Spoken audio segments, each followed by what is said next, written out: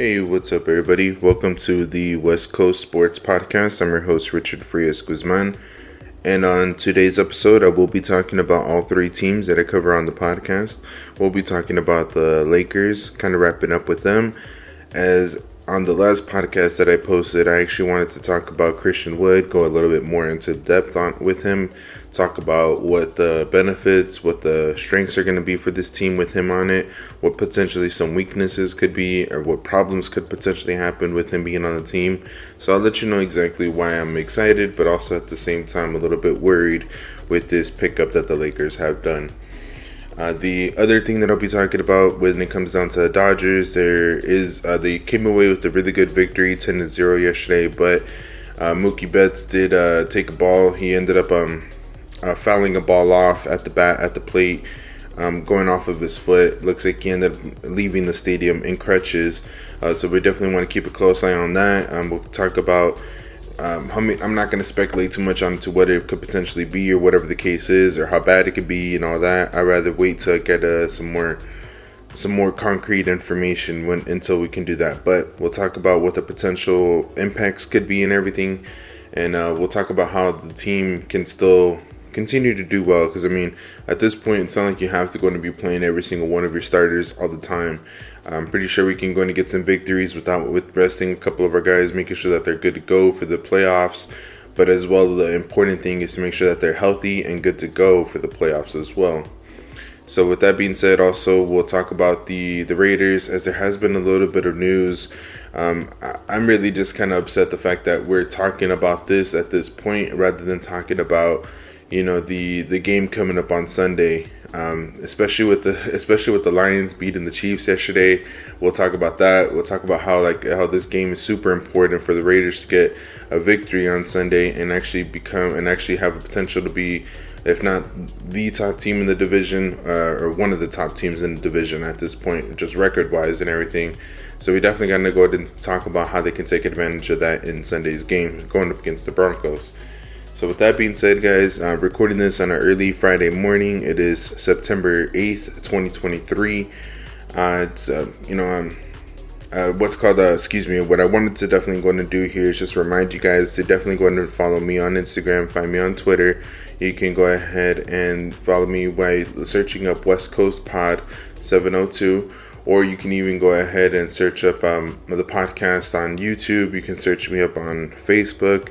And that's just going to be the whole name of the podcast, West Coast Sports Podcast at gmail.com or at Gmail. And then that's going to be my email address. But just search up West Coast Sports Podcast and you'll find me there as well.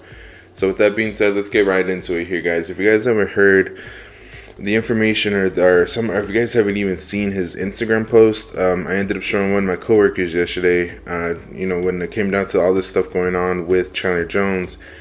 Noticed that, I don't know whether if this guy, he's like just twacked out of his mind, like he's on something. I don't know. I really don't like to go and speculate and make assumptions of people, especially if this is their livelihood, And those kind of assumptions can definitely be bad for somebody, But when it comes down to it, the way he was talking on that video, the way he was sounding, like it almost sounded like he was on something, like he was just not in the right kind of mind space, like headspace, like he just wasn't right all up there. And whatever the case is or anything like that, I really do just hope that he first gets help. That he definitely tries to go in and do something in order to go in and better himself, in order to get right back on the right track. Me and my coworker Tony, we were actually talking about this yesterday. That it is one of the few things that I had an issue with or problems with the professional team coming out here to Las Vegas. Las Vegas is definitely not for anybody or for everybody. If you're one of my listeners who are from Las Vegas and who have lived here for a long time, you'll know by really quick. Vegas is not for everybody. It'll chew you up, spit you out. It'll make the richest of the richest and the poorest of the poor exactly the same. Because one way or another, there's something out here. There's all kinds of temptations out here, all kinds of things that are going to be able to go and get you into all kinds of trouble. And it's all up to the person, the individual, in order to make sure that they don't get into any of that kind of stuff or anything like that. But I don't want to go and speculate. I don't want to go and make any kind of assumptions or anything like that. I really hope that that's not the case, because that kind of stuff is very, very ugly. It's very, very bad to go and see it from other people and everything. But whatever the case is, I definitely just hope that he gets help. That I don't even care at this point if he plays for the Raiders or anything like that. I care more about the person than the player, if that makes sense. Because again, I'm pretty sure the Raiders are looking at it the same way. They're looking at it as like, well, if that's a player that we can't play on Sunday, then we need to figure out a new player that we can play on Sunday, kind of deal, And if he has something going on like this, and it's just a matter of like him just needing to go and get help, and hope that he does, and making sure that he gets back on track, and whatever that means for him, whatever that looks like for him, But at this point, we'll definitely go into talk about that as it goes on. My main thing is, fortunately for us as Raider fans, the Chiefs ended up losing, and we have a pretty damn good opportunity on this Sunday going up against the Broncos to come away with the victory and being able to go ahead and get a little bit of an advantage right off in the get-go against the Chiefs. Because in my opinion, a lot of people were thinking that the Chiefs are going to be a powerhouse team, and maybe they will be, because they had a couple injuries last night and everything. A couple of their key players did not play, and I'm pretty sure that they felt that they had enough to go up against the Lions. But Lions actually have like a pretty good team this year. They stayed focused on what the important things were. They have a star wide receiver in St. Brown. They have a couple good running backs that can go and get them some good yardage, that can come up and get big plays for them. Their defense is definitely exceptional. I forget, goddamn, I can't believe I forget his damn name already, but dude in their secondary for the Lions is really, really good. They need to make sure they hang on tight to him and keep him happy as much as possible. But definitely going and happy to go in and see the Lions kind of bouncing back and kind of showing the NFL and showing the world that they're not a team that's just going to go ahead and tank and just take it lightly every single season at this point. They look like a legit team, maybe somebody that can actually compete a little bit, but I don't want to go ahead and blow too much smoke underneath their butts. I definitely think that at the same time, the Kansas City Chiefs ended up just having an off day or whatever the case is. They had a lot of drop passes. They had a lot of people that were missing and everything in action. So it is what it is when it comes down to it. My main thing, Raiders have a really good opportunity. I really think as long as they stay focused, similar to like how the Lions did, you stay focused on the running game, you stay focused on playing good defense, make sure you don't give up those big plays, and you'll find yourself in a good position in order to come away with the victory. Now, I'm really hoping that there's some sort of way, Jimmy Garoppolo, or there's even some quarterbacks, not just to single out Garoppolo, but there's some quarterbacks in the NFL, they tend to get a little bit happy, a little target happy, if you may. They pick one target, they tend to stick with that target as their go-to one, and the only time that they stray away from that is if another player is wide open. Now, we'll definitely go and see what happens when it comes down to all that. My main thing is I am hoping that he spreads the ball around somewhat. Maybe we can even get the ball going a little bit in the passing game to some of the running backs. Maybe see what that looks like a little bit as well, just to kind of spread the ball a little bit. Have a little bit of a different look to the offense, if you would. Not to solely stay focused on the passing game or anything like that, or the running game, to spread it out a little bit, mix it up a little bit, whatever the case is. That way we can keep the offense guessing. But we're definitely going to see what happens when it comes down to that. Sunday is going to be a big time game. Definitely expect a podcast on Monday following that game, so that way we could talk all about that. Now, with that being said, guys, let's go in and talk about the Dodgers, as I really wanted to go in and talk about Mookie Betts. I really wanted to let you guys know, this injury that came up, it sounds like it was just a foul ball that ended up hitting his foot. And yeah, it's a big deal because you ended up hearing that he left in crutches and everything and this and that, but I am hoping that it is going to be, maybe an injury that he's going to be able to bounce back from. An injury that he's going to be able to go ahead and it's not too big of a deal. It's more a precaution than anything, that he's left in crutches, that he's getting an MRI. that he's going to get it checked out, making sure that he's 100% right by the time that he comes back.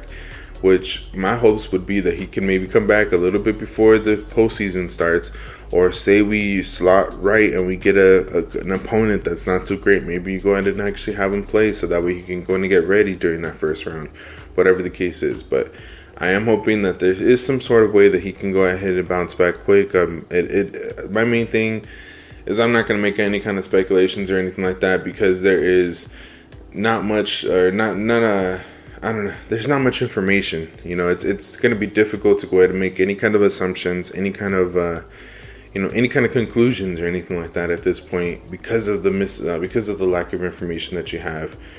Now, my other main thing here when it comes down to it is you want to make sure that if he comes back, or when he comes back, that he is 100%, because rushing him out there, even possibly playing him and everything when he's not 100%, that could be potentially another player that you can put in that position that will be doing better, that can do better. Because in my opinion, even though Mookie's been exceptionally well for us, and he's been probably one of our best player this year, I really do think that he needs to go ahead and just be 100% right in order to go ahead and make sure that he doesn't risk getting a further injury or anything like that, or anything worse from happening. Because in my opinion, he is really the future for the Dodgers. He is a player that not only can help us now, but he could definitely help us out in the future. But we'll have to see what happens when it comes down to all that. Have to see how things go. My main thing is I definitely see a road where the Dodgers can continue to play at least for September, wait for Mookie to get back, and figure out a way to go ahead and work it all together at the end, But tell me what you guys think. Let me know if you guys maybe think that I'm just maybe taking it a little bit lightly and thinking that this is actually, or thinking that it's not a big injury when it actually is, or whatever the case is. Let me know what you guys think, and let me know if you think I'm just dead wrong or something. But go ahead and send me any kind of messages or anything there. Well, I'd love to want to talk to you guys, so we can go ahead and chat up any kind of baseball, any kind of sports, or anything like that. But let me know. With that being said, though, guys, let's go right into talking about the Lakers. I'm actually talking about the Lakers while I'm watching the USA Germany game. Get to see our old pal Dennis Schroeder going up against our pal Austin Reeves, of course. And then you have a couple other NBA players, of course, with the Team USA being full of them. Then you have Team Germany. You have a couple of different familiar faces in there with like Daniel Tice and a couple other people there, Wagner and a couple others, some familiar names and whatnot. But let's get right into it, guys. Let's go and talk about the Lakers. I really wanted to make a podcast on this the other day when I was talking about Christian Wood and the signing and everything, but I didn't really get much of a chance when it came down to all the other stuff that was going on. I really wanted to take a moment to go and talk about them, let you guys know what I'm seeing and some of the things that I'm like, I guess, pessimistic about and optimistic about, right? So the things that I'm really worried about are the things that have me concerned, honestly, are all focused around the defensive side. Now, we all know that Christian Wood is a great offensive talent. He has all kinds of skill. He has all kinds of talent when it comes down to the offensive side. But my biggest thing is a lot of teams have actually tried to utilize him different, from what I think the Lakers are going to try to utilize him. In all kinds of other teams, even including Dallas, his most recent stop, he was looked upon as a Giannis, as not even a Jaren Jackson Jr., but more like Anthony Davis, if you would. He was looked at as a guy who's going to go ahead and be the number one stopper, the number one guy on the defensive side, to go and take care of a drop coverage, to be the main focus all around a defense, rather than maybe being a help defender, or maybe just a guy who, stick to your guy and that's your job. Whatever the case is, he's been given all kinds of different jobs that are just not the type that are just not the best suited for him. It's not the best fit when it comes down to it. Now, what I'm thinking, if you guys may be asking, well, Richard, if that's not going to be the best fit for him or something, what is?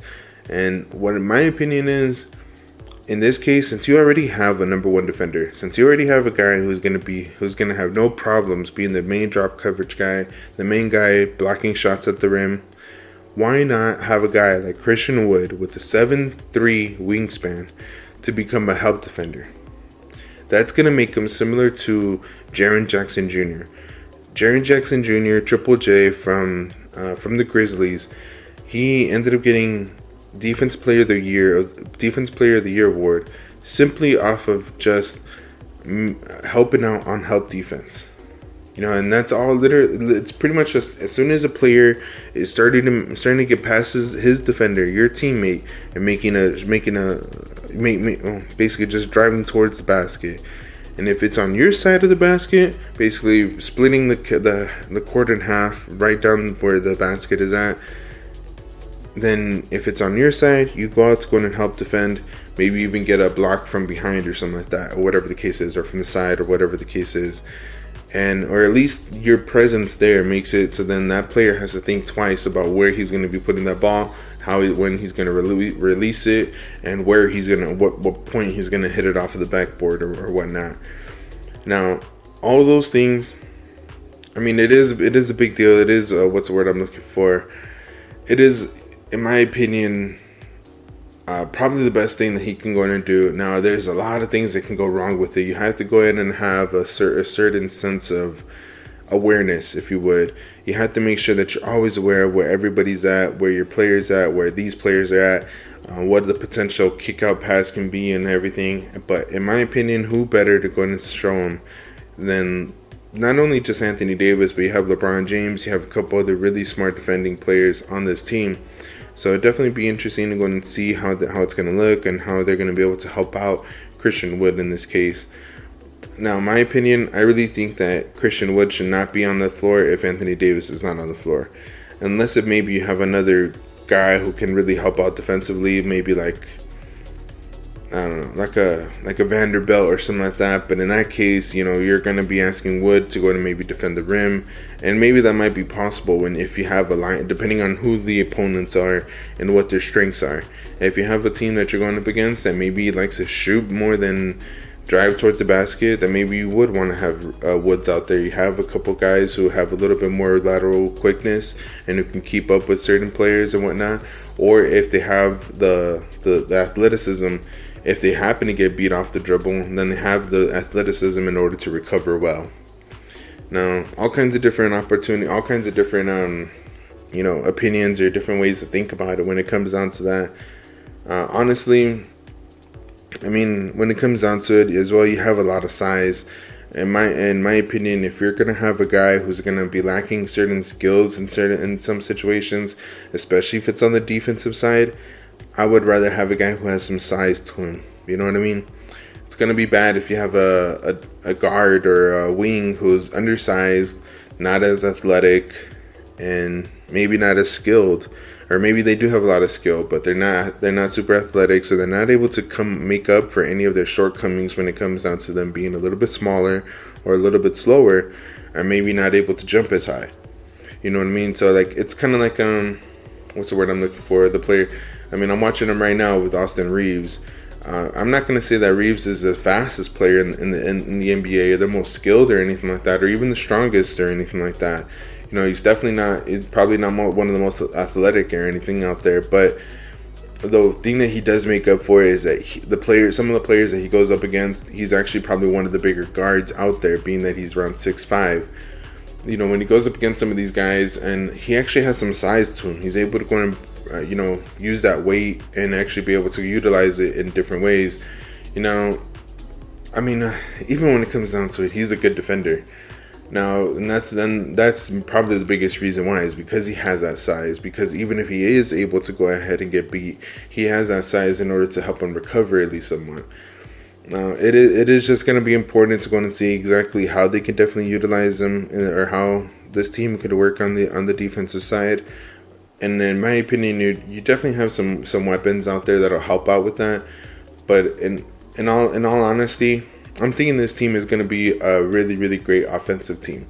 A team that's going to have no problems making a whole bunch of points. And don't know. I think they can attack in all kinds of different ways, and this is probably the way I'm going to transition into how Christian Wood can help out on the offensive side. I mean, you're going to have all kinds of different looks from LeBron or Austin Reeves, even D'Lo being able to go in and perform a pick and pop with Christian Wood, and that's just going to be where you're doing a screen or a pick, and instead of the roll man going straight towards the basket, he's actually going to pop outside towards the 3-point line, and of course, a ball handler ends up giving the ball, ends up having a pretty good shot most of the time. Or if they're able to recover, if the defender's able to recover really well, either the original ball handler, they can cut towards the basket. And Christian Wood has some pretty good passing skills where being that tall, he has some certain angles that other players don't have when it comes down to those passing angles. So it definitely would be nice to go and see what he's going to look like maybe in the pass game or in a two-man game when it comes down to what like Austin Reeves or LeBron or something like that. But also some of the other things that I could see when it comes down to Wood, because he is athletic and fast enough where he can beat his defenders off the dribble. I've seen a couple different highlights where he's driving, where he's at the 3-point line, ends up having he has a really nice pump fake, by the way. He has a really nice pump fake where he's able to go in and get around, or use that to get around the defender, drive towards the basket, and finish strong. I would definitely like to go in and see a lot of that, because those are really big momentum plays, in my opinion. Those are plays that really get the crowd going, get the team, excited, and so on and so forth. But definitely would be nice. Definitely, it's going to be nice to go in and see what this team is going to look like. I think they're going to be a great jump shooting team that goes along with that whole pick and pop situation. When you have guys like a Torian Prince, like a D'Lo, like Gabe Vincent, like Austin Reeves, I really think that we're going to have some really good opportunities to score a whole bunch of points, and a lot of them are going to be from jump shots. But let me know what you guys think. Let me know if you guys enjoy this podcast, or if you guys would like me to talk more about Christian Wood as the season goes on. We'll definitely talk a little bit more about how I think he's going to go ahead and help out this team. And once we kind of see what the team looks like altogether, we'll talk all about that. We'll see how the team's going to look like for the season and so on and so forth, some predictions and all that. I'll tell you guys right now, I'm definitely thinking it's going to be at least like 50 games, if not more, 55 possibly. But we'll definitely go and see. I mean, it's going to be a tough season overall. The West is super packed, but there's still some things that can happen that can change all of that. So we'll talk all about that as the time goes on. I hope you guys enjoyed today's podcast. Have a great Friday, great weekend, everybody. Take care. Peace.